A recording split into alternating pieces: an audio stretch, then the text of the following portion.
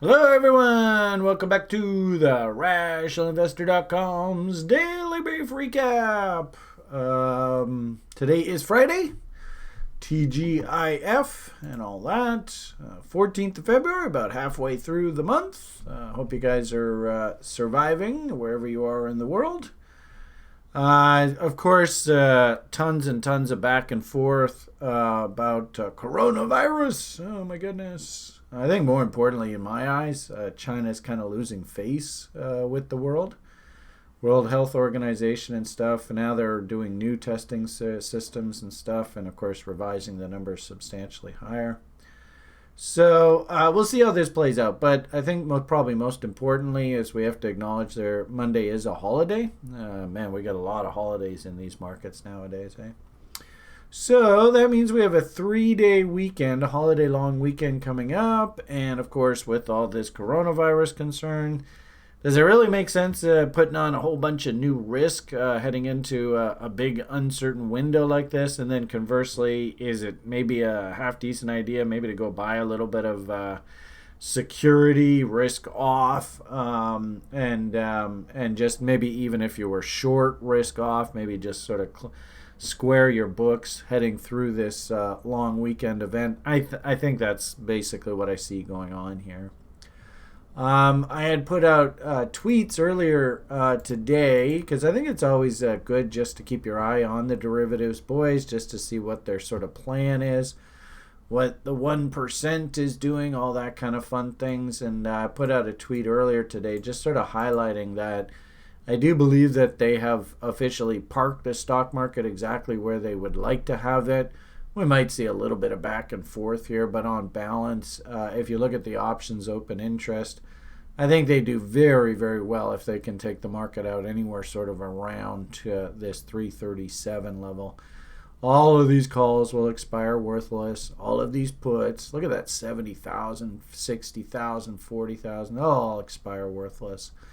And Wall Street wins again. So, that's it's not a bad idea to keep an eye on them. And at the same time, too, when you look at the market and you see the stocks up here and then just sort of parked here, you go, why the hell did they do that? Well, understanding options, open interest, that makes sense. So as I said there a few minutes ago, it doesn't really surprise me to see gold catching a bit of a bid here. Both maybe position squaring, if guys were short, just sort of going, you know what, heading into the long weekend, I think I'll just walk away flat. Or even just let's go grab some gold just in case all hell breaks loose. That doesn't surprise me. It's a little bit of a disconnect here where we have oil. You can see that W now is in there pretty good. And gold pointing up. If this oil bottoms for real, then I do expect the bonds to come down, and unfortunately I do expect the gold to come down. I think I've been talking to you guys recently about how I would like to try and get a gold long on, but all the proxies that I'm watching, they're not really doing a hell of a lot here. Which again, in front of the holiday long weekend, is it really such a good idea to go strap on some big bets? I don't know.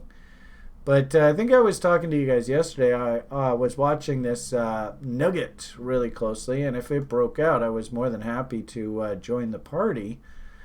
I can never find the symbols when I want to show you them here just quickly here. Hang on a second. And maybe it's broken out since we were talking through the daily brief. I haven't really looked in earnest, but yeah, there it is, up 19 cents, 30.79. I will get most interested on a move above here, 31.79, and you can see 1, 2, 3, 4, 5, 6 days of just sideways action here, and really I think I just have to wait for the breakout here. I don't know whether I really want to front run this, so that's sort of what I'm thinking in gold right now. It's maybe the futures you could justify strapping on some longs off of intraday chart patterns, but I think I sort of said this to you guys recently. I still kind of think gold is stuck in a range here, but we'll see how it goes. Dovetail to what I like to show you guys here on these free videos. Our buddy the US dollar, and actually it was interesting. I was in a trading pit this morning through their sort of their morning sort of get everybody ready to go. And I didn't see anybody talking about this gap fill on the US dollar index, which I think is actually a pretty darn important level. And I wouldn't be surprised to see some back and forth. You can see we got a little chaos level right up there as well. So it shouldn't surprise us. Kind of like how, we talked about Ethereum hitting those big levels there the other day and how it had to pause and sort of ask itself if it wanted to move higher. I think it has moved higher here this morning. So kind of, all right, we recharged and we're ready for another move higher.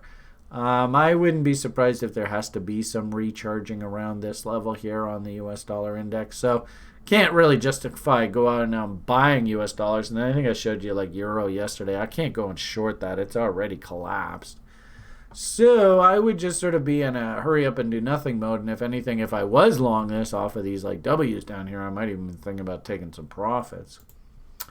Stock market we talked about. I think options expiry. They've just basically parked the market up top here. 337. Remember we said that was the magic number, sitting 337.20 right now.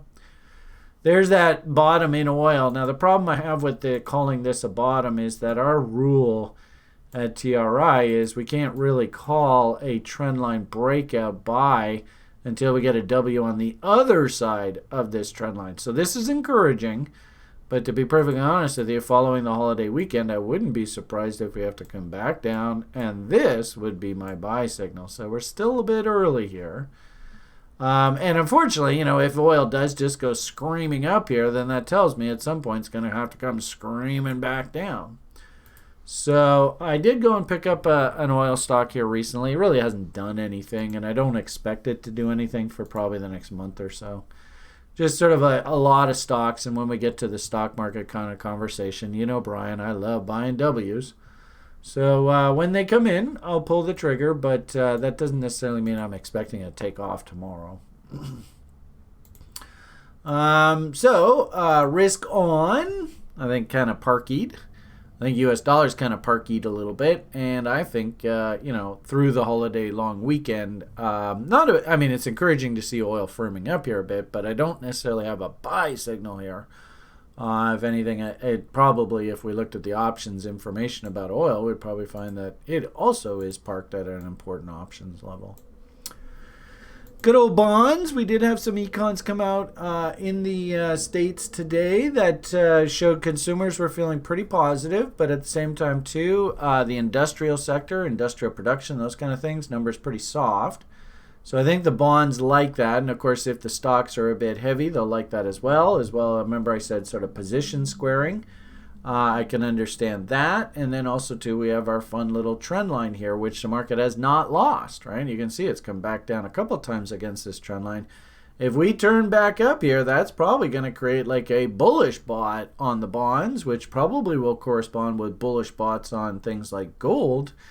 But it hasn't quite come in yet. And if anything, I think I told you, I like to follow the gold stocks as ultimate leading indicator. And Barrick is really going for it here. But the problem, kind of like with the US dollar index, I noticed this when I was looking at this chart last night, is that Barrick just ran right into a gap. Doink. So I don't know whether we have a lot of legs, but also too interesting when we do our little chaos theory, it actually says that Barrick should go to a new high here. So we'll see what happens. I mean, she's definitely got a head of steam behind her. I suppose you could argue there's AB equals CDs taking us up into here. I distinctly remember talking to you guys I guess that was last fall. We were looking at this pivot down in here, and that was definitely your time to get into this.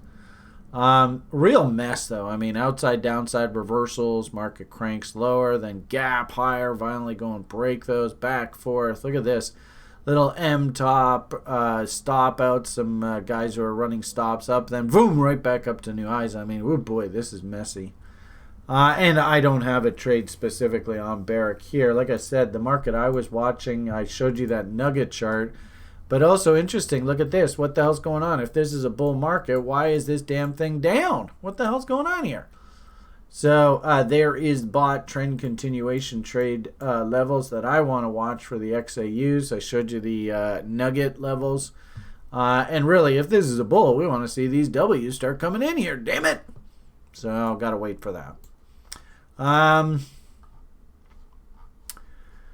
That's basically risk on, risk off. And again, I would say, maybe don't read too much into this heading into the long weekend. My hunch is this is a lot of position squaring going on here. Individual stocks of interest today. Lots of action, I tell you. Things are up and down and up and down. It's all over the place. I bought this Chemtrex off of this double bottom here. Yeah, I think it was. I can't see the chart very clearly here. Yeah, there. That's interesting. Maybe I bought it. I seem to remember it was like 111 was just an insanely wild floor there. Yeah, 111's a low. 111, 111. Talk about, here's a great example where you buy your W's, right? And your stop's at like 110. And it comes down 111, 111, 111, 111, and then kapow! You never know in this crazy game. You just don't know. But anyway, so I did buy this W. It popped. Of course, selling. Actually, I sold the whole damn thing when it doubled. So I felt pretty good. I got off most of the stock up in this area here. And ironically enough, it's come right back down, basically filled in the gap, put in this nice little empire, inverted empire, candle body reversal, and it broke out here through 131 this morning. So, as I often do, I just went and bought the breakout. Way to go. So, we'll see how this trade goes. I don't know whether I got totally filled on this thing or not. Kevin and I were putting the order in together as we were getting the thing going here. But I'm more than happy to go buy my original stock back at the original price that I paid for it. And again, I'll risk against this 111 level. Who knows what's going to happen here. So that's something that I did here this morning. I did go and buy some overstock just because I'm a big fan of W's. And hopefully you can see if we just do a simple 50% retracement of this range. Where are we up there? Why does TradingView always put the thing right on top of where you want it? Anyway, there. If we do 50% rolls, you can see this thing's probably good for $18 down the road. So I saw this W get confirmed this morning, and I was just like, I gotta go grab some stock for my retirement count. So I think I got in at about 940 or so, something in that neighborhood. Not really the best fill there, but I'm gonna risk down to the break of the lows here. The risk approach I'm taking on this trade is what we call Joe's six-pack, where I can take a chunk of my portfolio, throw it in, but I'm going to risk 50%. In this particular case, you can see it's about $3, about 30 some odd percent. But what I'm really shooting for is that 50% level, gap fills, all that kind of stuff produces a 2.6 risk reward. So I didn't do an option because, frankly speaking, the market's pretty expensive up here. I did want to buy the W, but I definitely have plans that if we do pull back against these lows here and test this tail in earnest, I'll probably go buy some more. But I wanted to get some of this on the books. I saw them perking it up here this morning. That did confirm a weekly W. 951 was the number. We traded to, in fact, actually, I think we broke it a few days ago. 960 is today's high. So that confirmed that double bottom, but also on a clothesline basis. So the highest close here was, where's that? 901. And we closed 2 days ago at 918. And then we closed yesterday at 899. Oh, interesting. So we'll see how we close here. I don't know whether this is ready to rock and roll. I mean, it'd be interesting to see how crypto acts through the weekend.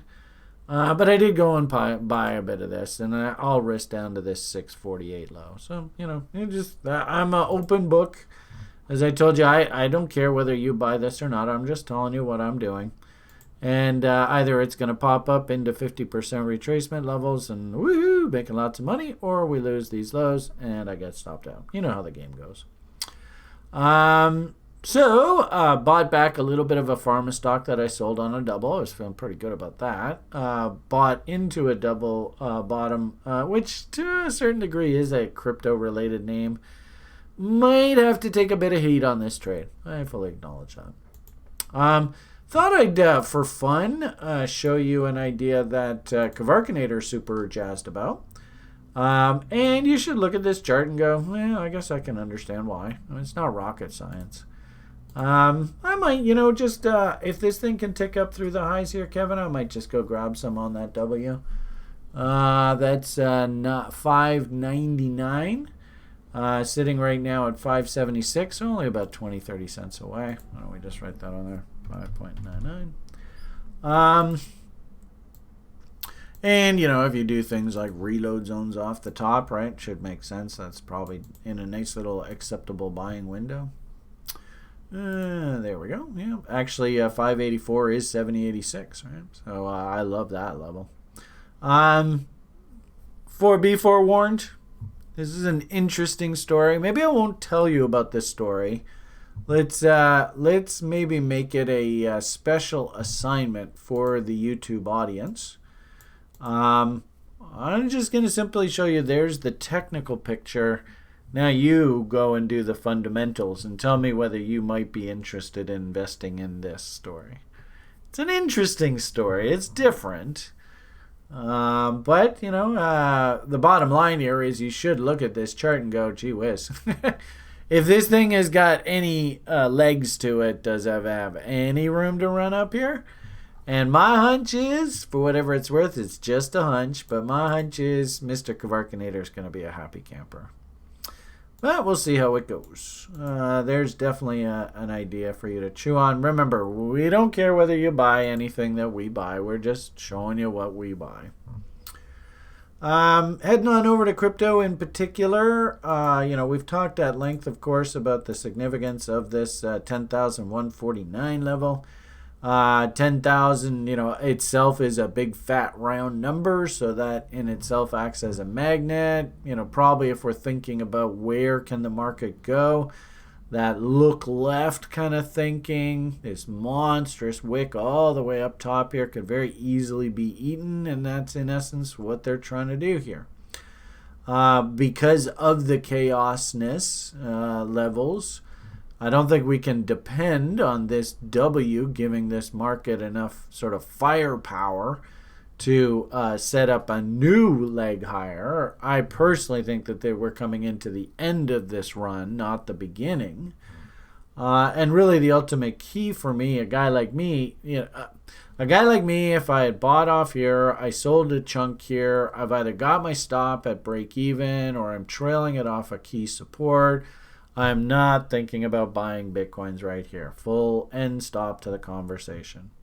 Does that mean that Bitcoin can't pop a good $1,000 here in through its blow off fees? No, Bitcoin will do any old damn thing it wants. But the statistical odds of me going and buying here and being able to define my risk window where the market says, nope, you're clearly wrong. Believe it or not, that's actually all the way back down here. So I would have to take a hell of a lot of risk on a trade like this, operating off like a daily chart. And of course, what I'm worried about is we've got this auction, U.S. Marshal's Office coming up 18th. Remember, we did that market symmetry study. And if you look at this market symmetrically, it sure looks like we need to have some sort of pullback here. The market will do any old damn thing it wants. Maybe it just keeps chugging straight up from here. I don't know. But for an old gnarly veteran like me, if I did want to be a buyer of Bitcoins, I've got to draw my reload zones. Whoops. And little extra lines. And I just simply have to wait patiently for wherever this rally exhausts itself. If this happens to be the high here, I don't think it is, but if it is, then I draw my reload zones, and this is where I can reload. So, not really a hell of a lot for a guy like me to do in something like Bitcoin right now. I'd also say, too, and I'm a little bit concerned about this, and, I think we definitely have to ask ourselves what's the market state, and is there anything in particular that's sort of driving market action right now? My feeling is that we have this little window here where it's sort of like an Ethereum, and maybe you could call it like senior altcoins. I'm not quite sure what the exact term should be, but it's kind of like their orgy. And just to give you some perspective, I like to sort of watch the three horsemen, if you will, Bitcoin, Ethereum, and Litecoin. And you can actually see on these last moves up here in Litecoin and Bitcoin that momentum is not really still breaking out. In fact, actually, it's kind of stalling out here. Whereas if we look at Ethereum, wow, she still has one hell of a head of steam behind her. So if I was going to be like a betting man and bet which one's going to outperform me over the short term, I think it's got to be Ethereum. I don't see any signs of quit. I see signs of, oh man, we're getting a little tired here. If these guys can push forward and surge here and break out on the MACD momentum models, okay, fine. But I'm not overly excited about Litecoin or Bitcoin right now. The part of the market that I'm most interested in is Ethereum. And the interesting thing that, and I mentioned this in the daily brief today, and people were kind of like, oh wow, yeah, I forgot about that. But hopefully everybody can see here, Bitcoin did do its mountain man retracement. There it is, doink. So, is this natural? Is this normal? Yes, in fact, it's very normal. It should be very expected. This is what price action does. So we look at Ethereum, noticing the ridiculous momentum push here. And so, and I remember I did a video interview with Da Vinci about middle of February last year, and we both thought that Ethereum had a lot of room to move up. But the problem was that I think everybody was waiting on Ethereum 2.0. I mean, look where 61.8s are. Remember, Bitcoin just did its 61.8, so it's not rocket science. It's not like it doesn't happen.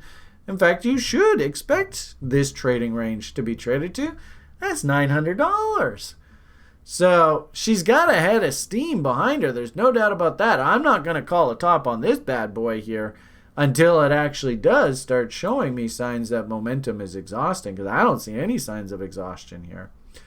So in a weird sort of way, this is kind of a good analogy of a market that, try and get yourself into a risk-free position. Then don't put your own bias on where price can go, because sometimes you just be absolutely astounded at where price can go. I've got a nice big fat free position on these through options, and we'll just slowly spoon feed options out to the market on like $20, $30 increments higher. But I'm in no hurry to call a top here whatsoever. And through the weekend, heading into that auction on Tuesday, man, this altcoin market, oh boy, this is crazy. And markets go this way, right? They go parabolic, and the funny thing is they happen when nobody's expecting them to happen. And we don't need to go through the ones that have already gone, because you can see the chart. These things are looking really uppy. Remember we talked about Justin Sun. Now, Mr. Sun, Mr. Golden Sun, please don't shit on me. Oh, wait a minute. That's not how it goes, is it? Anyway, I think I even put tweets out about this. This is textbook. And of course, another sort of Ethereum derivative. I thought it was interesting. This is sort of the theme that I'm seeing across the market is a lot of sort of Ethereum and sort of Ethereum class, sort of, that kind of sort of, not necessarily Bitcoin, but not necessarily shitcoin, that sort of mid-tier, they're all waking up here. So, it's great to see. People are talking about Bitcoin dominance and all that kind of crap just falling apart here. I get the impression it's just, the whole market was just waiting on Mr. Vitalik. So through the daily brief, of course, we had Colin on the daily brief today. Fantastic trader. I think he could easily be an analyst and a hedge fund manager on his own. So he did a great presentation in the daily brief today for the community.